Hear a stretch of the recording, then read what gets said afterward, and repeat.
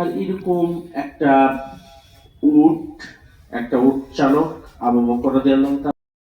আলহামদুলিল্লাহ। রাসূল করিম সাল্লাল্লাহু আলাইহি সাল্লামের প্রতি দরুদ, যার আনিত জীবন বিধান আমাদের চলার পথকে সুগম করে এবং চলার পথকে ইহদিনাস সিরাতিল মুস্তাকিমের যে পথ, সেই পথকে নির্দেশ করে, সেই রাসূলের প্রতি দরুদ পেশ করছি সাল্লাল্লাহু আলাইহি সাল্লাম। সম্মানিত ভাই এবং ইসলামটাই আমল যদি করতে পারি তাহলে আমরা সফল, আর ইসলাম যদি আমরা আমল না করতে পারি তাহলে আমরা সফল নয়। সহজ আর একটি হিসেব আপনাদের সামনে।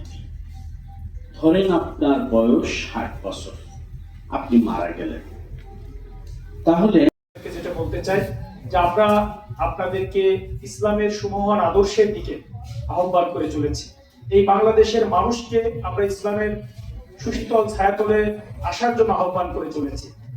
এই বাংলাদেশের মানুষকে একটি ইসলামের যে গাইডলাইন আছে সেই গাইডলাইন অনুসরণ করে এই জীবনের মুক্তি এবং পরকালের জীবনের কল্যাণ, এই জীবনের কল্যাণ পরকালের জীবনের যে মুক্তি, আমরা সেটার জন্য আহ্বান করে এসেছি। আমরা নিয়মিত কোরআনের আমরা দোয়ার মধ্যে আবেদন করে থাকি আল্লাহর কাছে, রব্বিনা আতিনা ফিদ দুনিয়া হাসানাতাও ওয়া ফিল